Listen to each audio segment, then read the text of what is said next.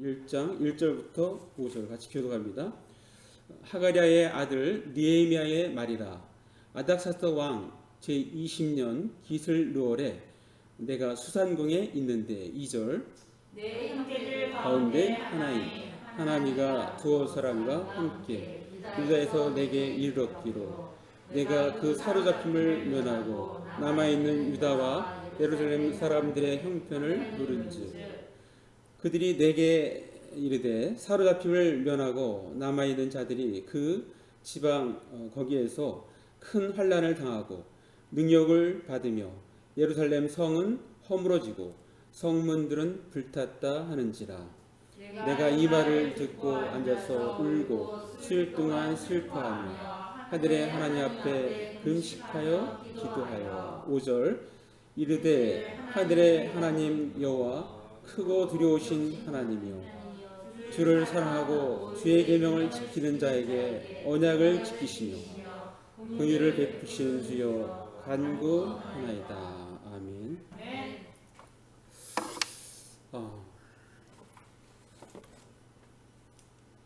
자, 서울 대학교 경제학부 교수입니다. 그런데 이분이 나라를 참 사랑하기 때문에 대한민국 역사라는 책을 썼는데 한국에 대해서 이렇게 이야기합니다. 대한민국의 건국은 한국인이 자유민주주의라는 새로운 이념으로 새로운 나라를 세웠음을 의미한다. 성리학의 바탕을 둔 전통 왕조 체제와 신분 사회가 해체되고 이러한 가운데 대한민국이 세워졌음을 그렇게 언급을 하고 있습니다. 자, 오늘 본문에 등장하는 왕 아닥사스다 왕 제12년 때의 배경을 보면 이렇게 바벨론이 전체를 다 제국으로 차지하고 있는 상황이고 이 수상궁에 이제 궁궐이 있는 그런 상황입니다.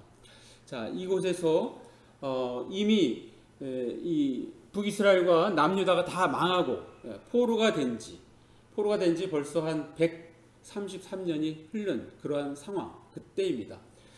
그래서 하나님께서 역사하셔서 자, 1차 귀환, 2차 귀환, 3차 귀환이 있었는데요. 자, 1차 귀환이 이미 이루어졌고 자, 2차 귀환이 이루어지고 나서 한 5년 정도 흐른 그 상태에서 3차 귀환을 앞두고 느헤미야가 이제 본격적으로 3차 귀환을 이끄는데 그러한 배경으로 오늘 말씀이 쓰여졌습니다. 자, 아까 그 지도상에서 볼 때 그 수산궁에서 예루살렘까지는 15,000km 정도 되는 거리입니다. 자, 우리가 아까 읽었던 느헤미야 1장 3절 말씀 한번 같이 읽어보겠습니다. 시작.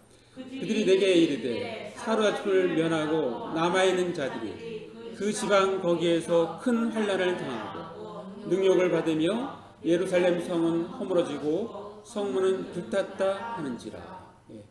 지금 예루살렘에 갔다 온 자기 동생이 그 동료들과 함께 이야기해 주는데 상황이 이렇다는 거예요.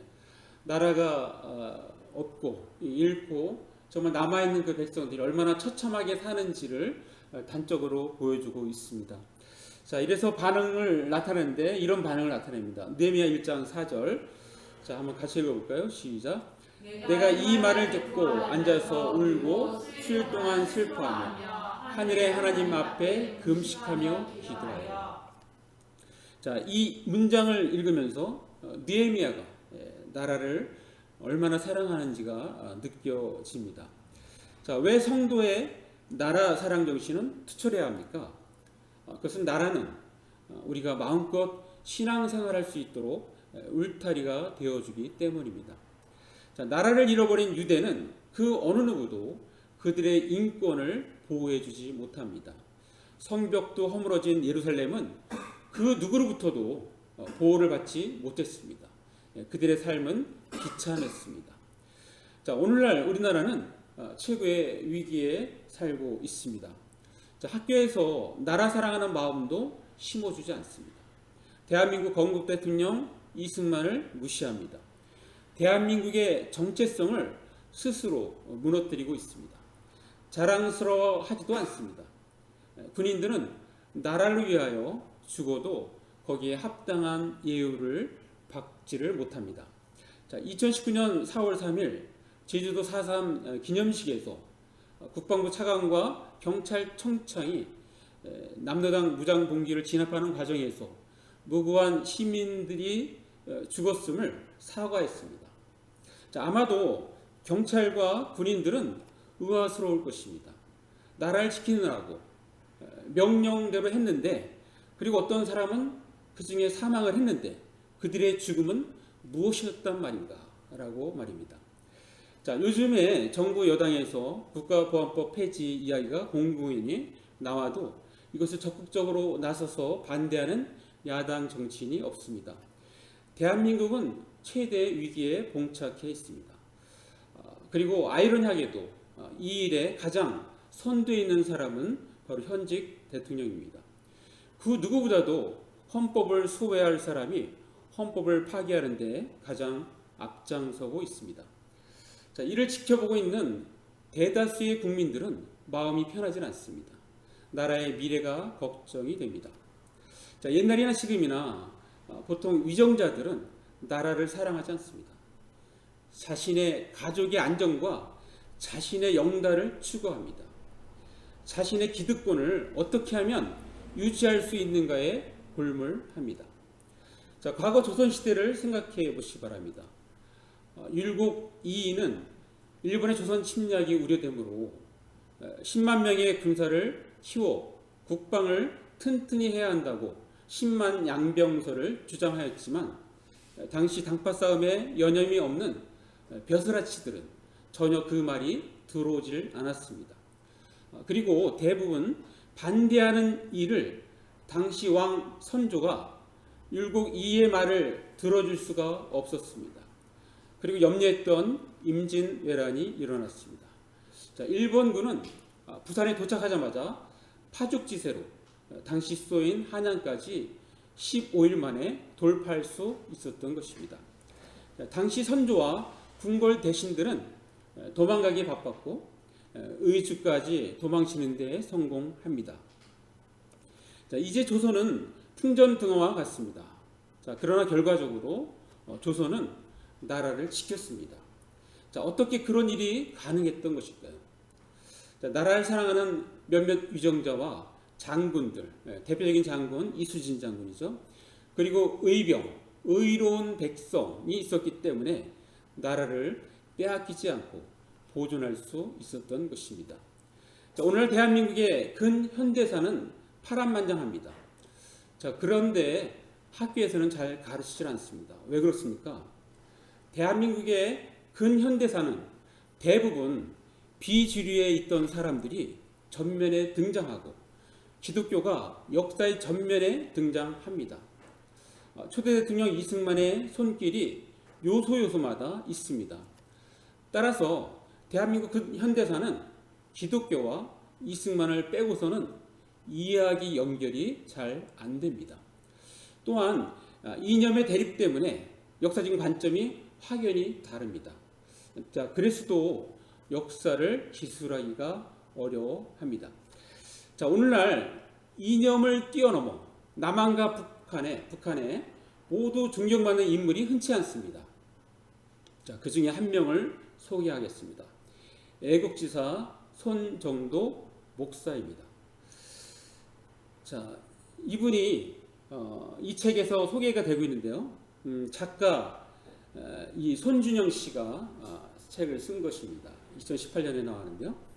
애국지사 손정도 목사와 대한민국 해군의 아버지 손원일 제독의 거대한 뿌리를 이렇게 표현했습니다. 자, 사실 이 작가는 이 역사학자가 아닙니다.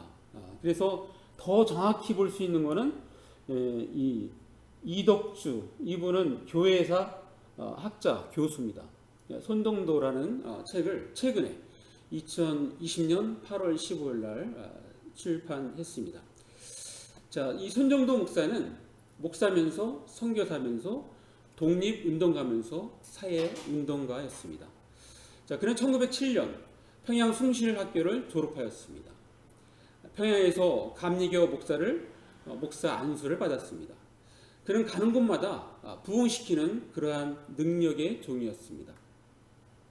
1910년 만주의 선교사로 파송이 됩니다. 1911년 조선 총독부가 민족해방운동 탄압의 목적으로 신민의 회원 105명을 집단으로 체포하는 사건이 발생할 때 일제에 체포되었다가 무혐의로 풀려나게 됩니다. 그러다가 다시 체포됩니다. 가츠라 당시 일본 수상의 암살 음모 사건에 연루되어 그 이후로 1년간 진도의 유배형을 받습니다. 자, 그 후에 동대문 교회에 심호하고요. 우리나라 최초의 감리교회 정동 감리교회 여기서 1915년부터 18년까지 담임 목사로 있었습니다. 자, 이때 인근 이화여고에 다니는 유관순에게도 영향을 주었습니다.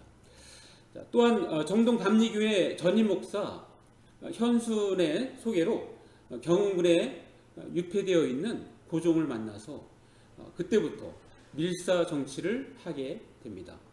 자, 1919년 파리 강화회의를 돕기 위해서 감리교 연회에 휴직계를 내고 담임 목사직을 내어놓는 거예요. 지금 나라를 지금 되찾는 것에 더 비중을 둔 것입니다. 그러니까 목사직을 내려놓고 그리고 이제 그 일에 뛰어들어요. 자, 그런데 어떻게 했습니까? 1919년에 고종이 승하하잖아요. 승하합니다. 그래서 너무너무 혼란스러워서 일단 만주로 가서 그때 만주로 가고 임시정부를 설립을 합니다. 근데 임시정부를 설립하는데 그때 상해뿐만 아니라 한성에도 설립을 했고 연해주에도 설립을 했고, 그러니까 그때 당시 기운이 곧 우리나라가 조선이 독립할 수 있겠구나 이런 기운이 있었던 것 같아요. 그러니까 여기저기 임시정부가 설립이 되는데 이게 너무 혼란스럽잖아요. 그래서 이것을 하나로 통합시키는데 그때 아주 중요한 역할을 합니다.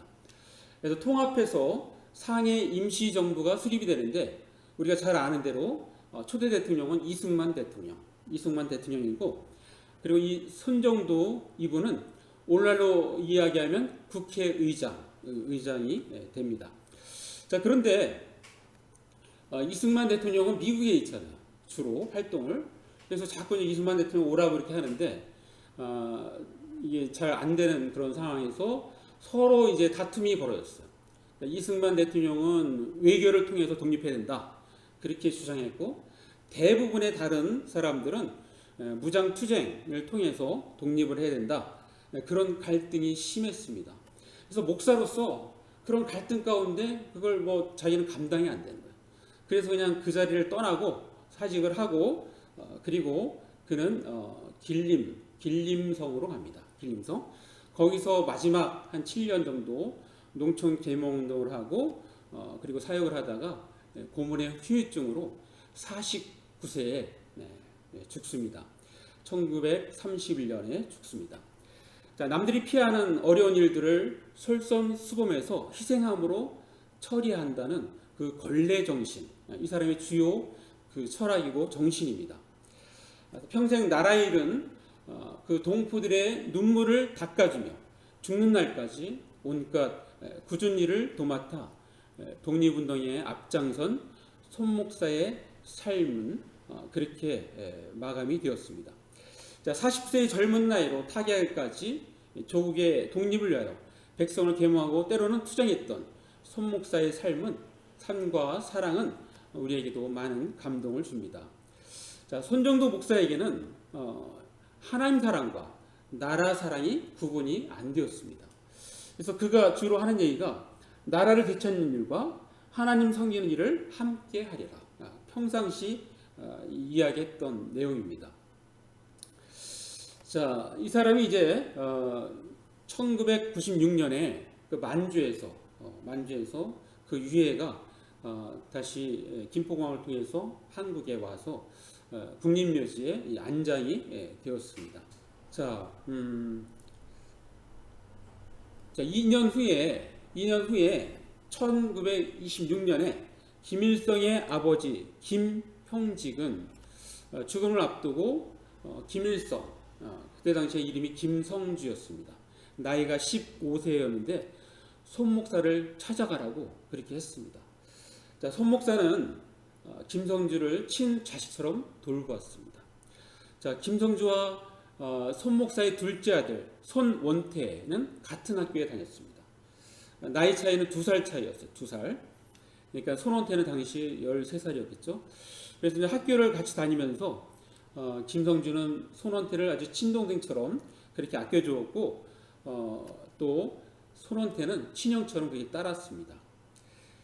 자, 그런데 후에 북한의 주석이 된 김성주, 김일성은 손정도 목사를 생명의 은인으로 그렇게 존경하였습니다. 자, 김일성은 회고록인 세기와 더불어 해서 손정도 목사 편이라는 그 란이 있어요. 그래서 거기서 이렇게 얘기합니다. 나는 그를 친아버지처럼 존경했다. 손 목사는 나를 친자식처럼 사랑해 주었다고 그렇게 회고하고 있습니다. 자, 1991년 왔냐? 장남은 손원일입니다. 손원일. 자, 이분이 장남이에요. 한국 해군의 아버지가 되었습니다.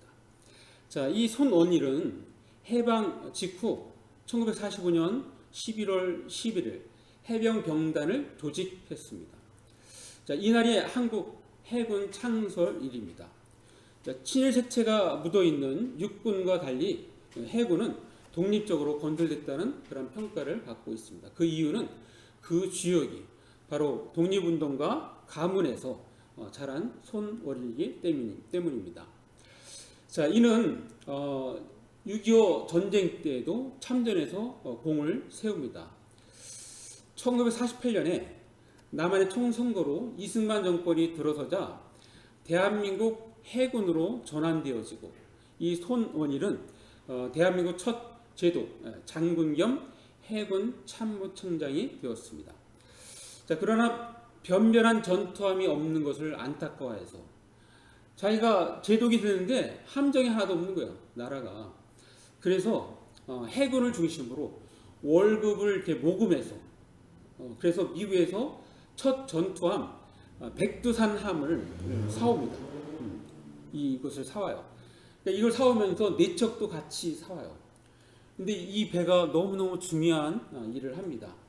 1950년 6월 25일 날 북한의 기습 공격 당일 밤 게릴라 600여 명이 탄 북한의 수송선을 아까 그 배가 격침을 시킵니다.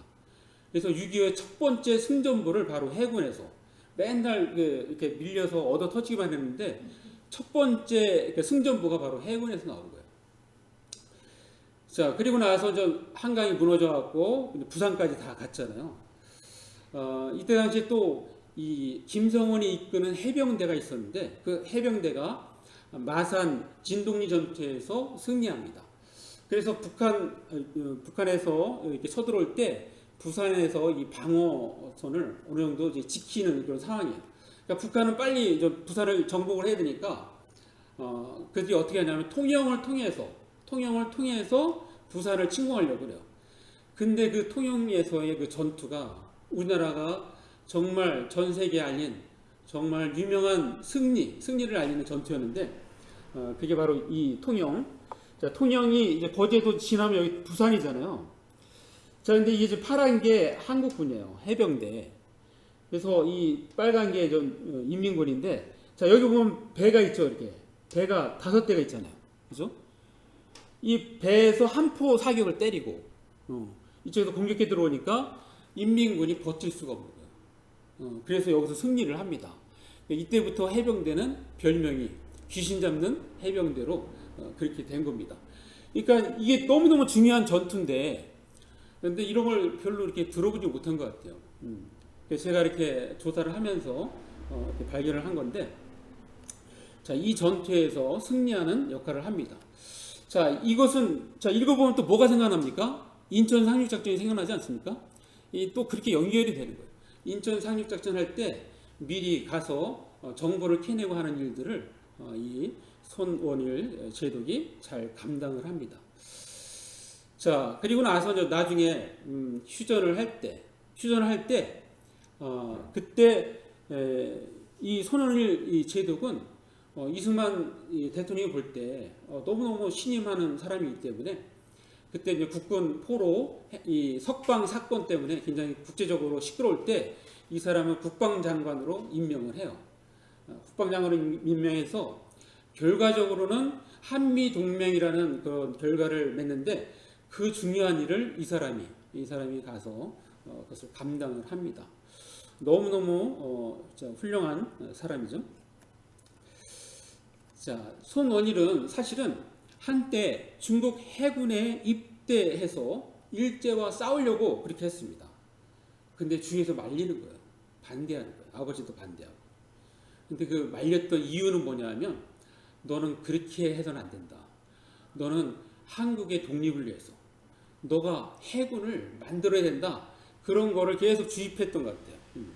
그래서 이 사람이 그 길이 막히자 손원일 이 제독은 이 시험을 봐가지고 그때 독일 회사에 항해사로 취직을 해요. 그래서 그때 당시 최신 배 항해를 하면서 이렇게 바다를 누비다가 아버지가 돌아가신 거를 듣습니다. 아버지의 부음을 보지 못한 거예요.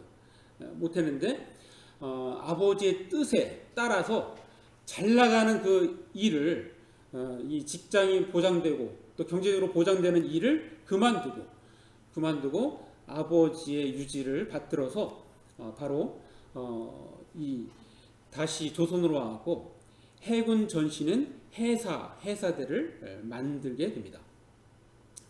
자, 아까 말한 김정일과 손원일의 공통점이 있죠. 뭡니까? 아버지의 뜻을 받드는 거죠. 그러니까 아버지 김일성의 상중에도 그 손원태를 초청해서 팔순잔치를 성대에 열어주었습니다. 또 손원일은 항해사로 돈도 잘 벌고 이름을 날릴 수 있었는데 아버지의 뜻을 받들어 포기하고 대한민국 해군을 창설하여 나라를 지키는데 1등 공신이 되었습니다. 자, 여기서 잠깐 우리는 예수님의 유지를 한번 상기해 보면 어떨까요? 자, 예수님의 유지는 바로 사도행전 1장 8절입니다. 자, 우리 한번 같이 한번 읽겠습니다. 시작. 오직 성령이 여러분 마시면 너희가 권능을 받고 예루살렘 다른 온 유대와 사마리아 땅까지도 내 증인이 되리라 하신다. 우리는 이 예수님의 그 유지를 늘 마음에 품고 이 땅을 살아가야 합니다. 자, 이 말씀대로 산 사람, 대표적인 사람이 아까 바로 이야기한 손정도 목사입니다. 자, 이거는 이분이 아까 얘기했잖아요. 숭실학교 나왔다고. 그래서 이 숭실대 총장이 이렇게 추모식을 하면서 사람들 초청이하고 하는데, 자, 제목의 설교를 선주했습니다. 자, 그렇다면 우리는 어떻게 할까요? 세 가지만 말씀드리겠습니다. 첫 번째는 나라를 위해서 기도해야 합니다. 자, 한번 같이 한번 읽습니다. 자, 시작. 그 나라를 위해서 기도해야 합니다. 자, 에레미야서 1장 4절 우리 아까 읽었던 거 제가 한번 다 읽어드리면, 내가 이 말을 듣고 앉아서 울고 수일 동안 슬퍼하며 내 하나님 앞에 금식하며 기도하여. 이렇게 정말 나라가 어려울 때, 힘들 때 손정도 목사는 생명을 바치고 큰 땅을 마련해서 만주까지 도망을 나온 사람들이 살 수 있는 길을 마련해 줬다. 자, 그런데 손 목사가 돌아갈 때 자신이 묻힐 땅이 없었다. 이게 권례정신 아닌가? 권례정신. 여러분, 이 손 목사의 권례정신 사상은 다름 아닌 성경에서 나온 겁니다. 자, 우리 그 부분을 한번 읽겠습니다. 자, 누가복음 17장 10절입니다. 우리 한번 같이 읽겠습니다. 시작. 이와 같이 너희 유다가 하나님 앞에 잘못한 것, 죄, 그걸 회개합니다. 회개하고 이제는 잘 지키겠습니다. 그런 결단을 합니다. 자, 우리 같은 경우는 저 같은 경우는 이렇게 기도할 수 있습니다. 하나님 아버지, 토마스 선교사의 순교의 피, 그리고 수많은 사람의 순교로 세워진 이 대한민국 하나님 보호하여 주옵소서. 이것이 저의 또 중요한 기도 내용입니다. 자, 성도의 나라 사랑 정신을 찾아야 합니다. 그렇다면 우리는 어떻게 할까? 두 번째는 이 하나님의 말씀을 늘 가까이 하고 그대로 지켜야 합니다. 한번 같이 읽습니다. 시작. 하나님의 말씀을 늘 가까이 하고 그대로 지켜야 합니다. 자, 느헤미야서 1장 7절 한번 같이 읽습니다. 시작. 주를 향하여 크게 악을 행하여 주께서 주정 모세에게 명하신 그 계명과 율례와 규례를 지키지 아니하였나이다. 이 규례를 지키는 것, 계명을 지키는 것, 이것이 우리가 해야 할 일입니다. 우리가 예수 믿을 때 주의 영향력을 주는 것은 우리가 말씀을 지킬 때 그 영향력이 나타납니다. 자, 소개한 것을 잠깐 소개하면요. 자, 아까 그 이덕주라는 사람은 감리교 신학대학교 한국교회가 교수입니다. 이 한국교회 처음 이야기에서 이렇게 이야기하고 있어요. 일단 사람들은 그리스도인이라는 사람들이 보여주는 삶에서 감동을 받았다. 그런데 이 삶은 이전과는 철저하게 다른 변화된 삶이었다. 몇 가지 좀 소개를 하는데, 망나니였던 사람이 자신의 지난 삶을 회개하며 사람들에게 소개하는 모습, 그리고 첩을 두고 살았던 사람이 회개하고 첩을 놓아주는 모습, 또 높은 문서를 태우면서 자신의 종들을 해방시키는 모습, 이러한 모습들이 당시에 엄청난 영향력을 주었습니다. 바로 내 이웃이 그렇게 변하는 모습을 통해서 사람들은 기독교를 신뢰하고 그렇게 믿음의 길로 나올 수가 있었던 것입니다. 또 아까 손정도 목사 얘기도 합니다. 이 손정도 목사는 평양 인근 강서군 오곡리의 유학자 집안에서 태어났습니다. 그는 과거 시험을 보러 평양에 가다가 날이 저물어서 그가 머물게 되는데 그 머문 곳이 교회였습니다. 교회의 최아무개 목사를 만나서 복음을 듣게 돼요. 그래서 거기서 예수를 믿게 됩니다. 자, 기독교도로 변신한 겁니다. 자, 그 사람의 원래 목적이 뭐예요? 과학 시험 보러 가는 거였잖아요. 근데 복음을 듣고 나서 이 사람이 그 자리에서 변화가 된 거예요. 그래서 과거 시험을 포기합니다. 그리고 집으로 돌아가서 고향에 돌아와 그는 사랑의 위패를 다 불태워버려요. 사랑의 위패. 즉각적으로, 왜냐하면 자기가 들어보니까 하나님이 이게 우상숭배를 너무 싫어하는 걸 아니까 바로 그냥 지켜버린 거예요. 그냥. 그러니까 부모가 가만히 있겠어? 당장 그래서 쫓겨납니다. 그러면 쫓겨나요. 자, 쫓겨나는데 그의 인생은 여기서부터 시작되는 거예요. 자, 그가 쫓겨날 때 그의 인생은 이제 누가 책임져야 돼요? 하나님이 바로 하나님. 이것은 마치 모세가 이렇게 지키다가 도저히 못 지키니까 이렇게 바닷물에 방주에 이렇게 띄워서 그리고 버렸잖아요. 그러면 그 버린 모세는 누가 책임지는 거예요? 그때부터 하나님이 책임지는 거예요. 하나님께 책임지는, 하나님께 붙드신 바 된 인생은 하나님께서 놀랍도록 사용하십니다. 이게 비결인 거예요. 손정도도 그때 하나님의 말씀을 실천했기 때문에 쫓겨났어요. 그냥 박해를 받았지만, 그러나 그때부터 하나님께서 이 손녀를 사용하시는데, 자, 그는 이제 사람들을 만나기 시작하는데, 목사님들, 선교사님 이런 분들만 만나는 거예요. 그래서 그런 분들 도움을 통해서 숭실학교에 들어가서 공부를 하게 되고, 숭실학교에서 바로 김일성의 아버지 김영직을 만납니다. 김영직은 당시를 선배였어요. 선배. 2년 선배였어요. 2년 선배. 그 다음에 조만식을 만납니다. 또 숭실학교 졸업하고 나서 한성 감리교 신학당에서 유학해서 부흥사로 독립운동의 요람인 산동교회 가는데, 산동교회에서 또 전덕기 목사를 만납니다. 그리고 이희영 청년 회원들 교류하면서 그 산동교회에서 우리나라에서 정말 독립운동을 이렇게 리더하는 사람들이 많이 나왔거든요. 그 사람들 다 거기서 만난 거예요. 아까 안창호도 거기서 만난 겁니다. 안창호는 벌써 해외에서 공부하고 온 사람이에요. 안창호를 통해서 국제 정세를 들으면서 눈을 뜨게 됩니다. 자, 그런 분들의 그 삶을 보면 하나님께 100% 들어질 때 하나님께서 그의 인생을 어떻게 다루시는지를 가장 잘 보여주는 샘플이라고 할 수 있습니다. 아무도 기억하지 않을 그의 삶이 하나님의 말씀을 지킴으로써 받는 박해로 말미암아 가족의 연을 끊고 쫓겨나 망망대에 놓였을 때 하나님은 타의 인생을 멋지게 사용하십니다. 자, 우리 이수명아도 비록 고3 학생으로 수능에 모든 것을 걸고 열심히 공부를 해도 잘 성과가 나타나지 않아서 답답해할 때가 있습니다. 그럴 때 내가 하나님을 어떻게 섬기고 대하는지를 돌아보는 그런 계기가 되어야 합니다. 공부 때문에 바쁘지만 그럼에도 불구하고 내가 주님을 사랑함으로 하루에 말씀 한 구절이라도 묵상하고 짧지만 하나님 앞에 기도하는 삶이 있는지를 돌아봐야 합니다. 자, 성도의 나라 사랑 정신을 추천해야 합니다. 자, 그렇다면 우리는 어떻게 해야 할까요? 자, 세 번째는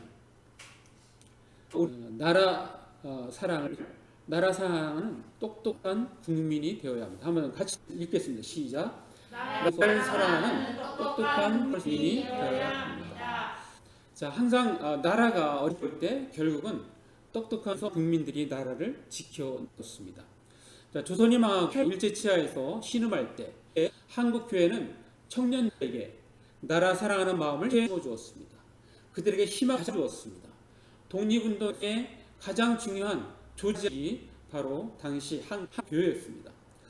자, 오늘 대한민국은 브레이크 고장난 열차처럼 엄청난 속도로 원래 대한민국이 아닌 다른 세계로 달려가고 있습니다.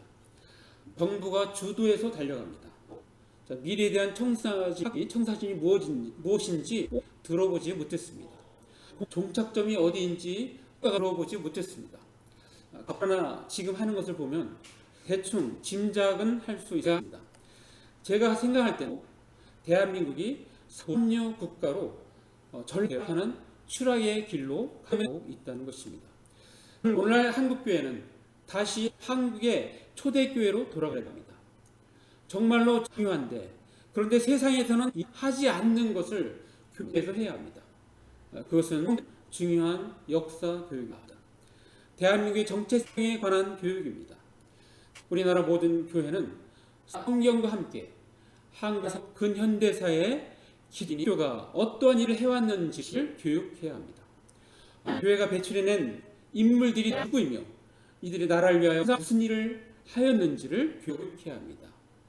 그리고 대한민국이 어떻게 세계 모든 신생국가들이 제2차 세계대전 이후 공산주의로 변해갈 때 유독 대한민국만은 공산주의로부터 지켜질 수 있었는지를 교육해야 합니다.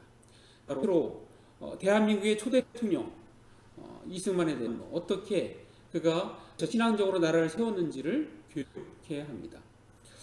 최근에 나온 책이라고 할 수 있죠. 2014년에 나온 책이니까 김용삼 미래씨, 그러니까 언론이면서 미래한국 편집장이면서 연구대학교 이승만 연구원 개건 연구원입니다. 이승만의 네이션 빌딩, 이게 네이션 그 영어를 그대로 쓴 거예요.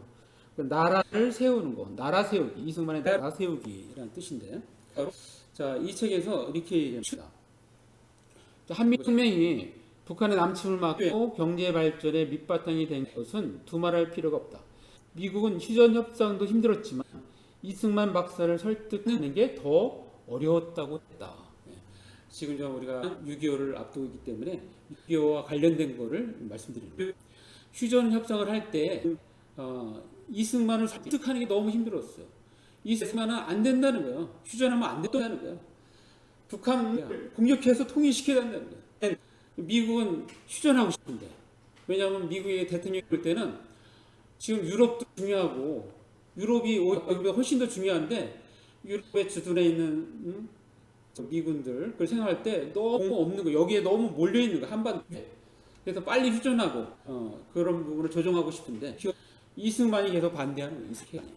그래서 그렇게 얘기하는 거예요. 이승만을 설득하는 게 더 어려웠다.